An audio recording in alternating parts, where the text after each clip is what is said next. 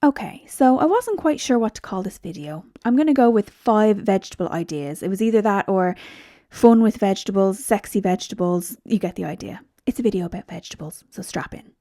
Number 1, the red pepper. Let's make some roasted red peppers. One of my absolute favorites. Bell peppers, long peppers, the redder they are, the better they will turn out. You just need to cut them down the middle. We're going to de-seed them, de-pip them, clean them out. If you wash them, make sure that they're nice and dry. Stick them skin side up on a tray into your oven on max heat and just char the outsides. These ones probably could have even stayed in longer. We want to see them when we take them out and just let them sit in air.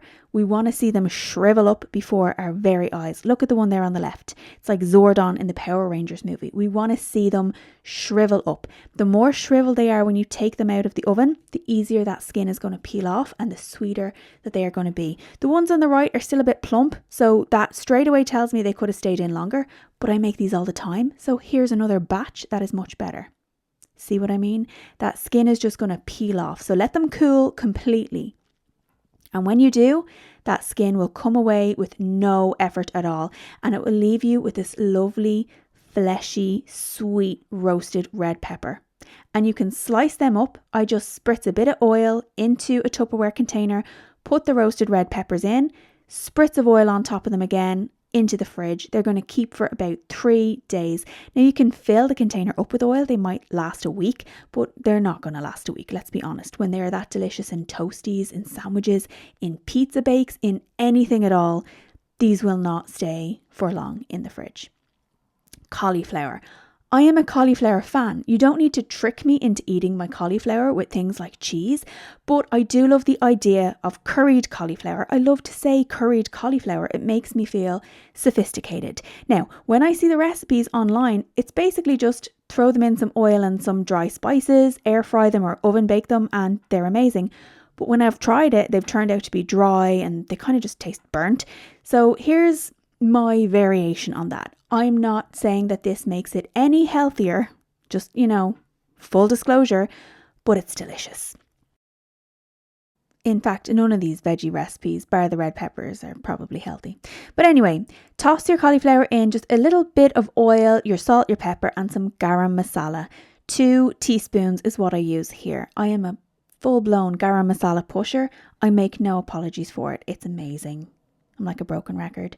Give them a little stir, and then you're going to put your pan onto kind of a low to medium heat, bit of oil, toss the veggies on, and you're going to put in either a small can or half a regular can of coconut milk. Not the barista latte kind, the sexy kind that's solid, and then when it hits the pan, it melts and it turns into like this curry. Oh God, the smell of this is divine. And you can just have this as a side. You could put it with a nice lamb chop. You can put some frozen peas in here, maybe some chicken. You could have kind of a cheat, poor man's veggie curry. I made this purely for the purposes of the video, so I just sat and ate this with a fork. It smelled amazing. It felt like I was actually eating a full meal when really I was just eating a little bit of cauliflower with some garam masala and a bit of coconut milk. So yeah, that's my version of curried cauliflower. Next, let's talk about parsnips. I love parsnips. It's another veggie you don't have to trick me into eating. I like it mashed, I like it roasted, I like it just steamed. So I'm going to half them and then I'm going to cut them down into quarters. The thinner they are, the quicker that they cook. I do, however, cut down, see the middle, that like kind of pointy middle bit? Yeah, I just kind of cut that off because I just find it doesn't cook all the way through and it's a bit, I don't like it. Now, throw them in a bowl. I'm going to show you 2 different ways. This is the spicier way.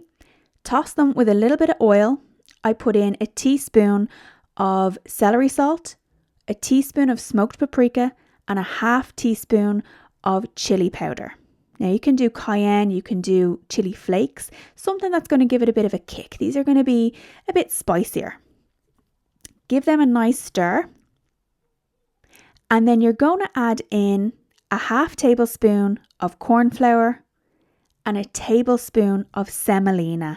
A weird one, I know, but do you know what? I was skeptical at first and I have to say, I don't make them anymore without the semolina.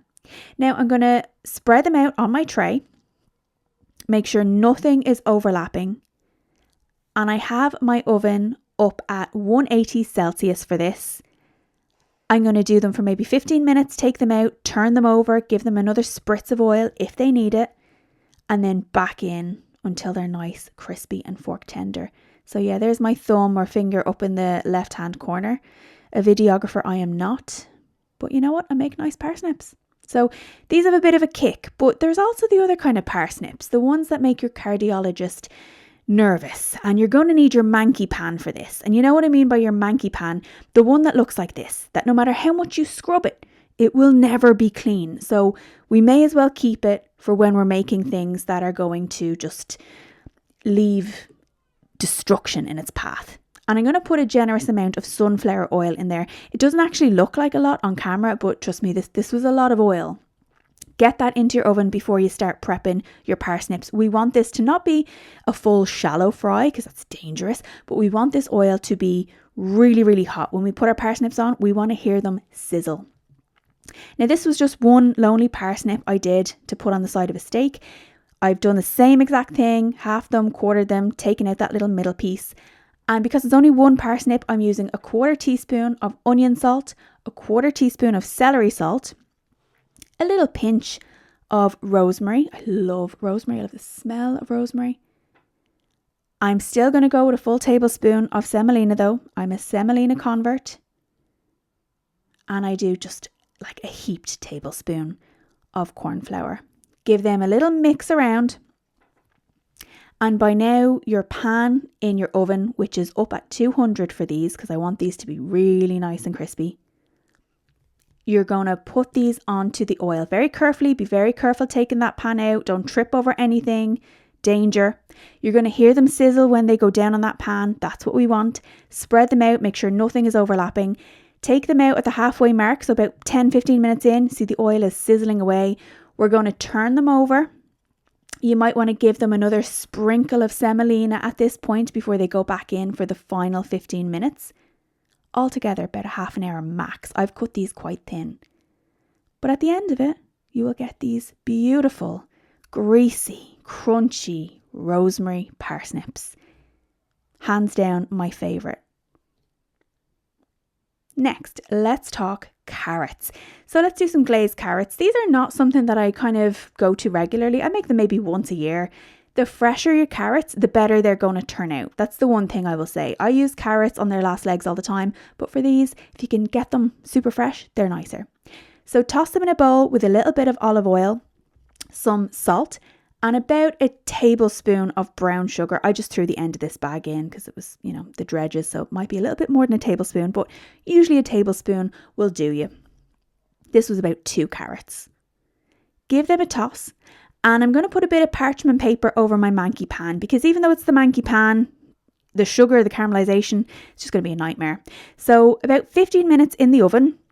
I have them at 180 Celsius. I take them out after 15 minutes and I drizzle them with some honey. Yeah, even more sugar. I know. And I also crumble up 2 star anise and sprinkle it on. And I put it in for another 15 minutes. So altogether a half an hour at 180 Celsius. And when they come out, they're going to be soft. They're going to be sweet. They're going to be sticky. They're delicious. They kind of remind me of Christmas. Now, the last recipe is my least favourite to make, but my favourite to eat. Your house will smell like onions, you will smell like onions, but it's super simple. Dice up 2 white onions, throw them in a pot, about a tablespoon of water and just stir them. Let them soften, takes about a half an hour. When they're soft and they're starting to brown, you're going to put in 2 tablespoons of brown sugar and 2 tablespoons of balsamic vinegar. Stir them around another 10 minutes or so. Let that sugar caramelize and let the kind of sharpness of the balsamic go away. You want to kind of cook off the sharpness of the balsamic. So about 10 minutes or so once that's mixed in. It's really just standing and stirring onions. It's a pain in the arse. Why do I put myself through it, you might ask? Well, cheeseburgers. That's why. Cheeseburgers and caramelized onions. Pastrami toasties and caramelized onions. It's so worth it. They'll stay in your fridge for about a week in that Tupperware. But that's it. That is my 5 ideas for vegetables. Fun with veggies, sexy veggies. I hope you got something out of this. I hope you give them a try. I hope you like it.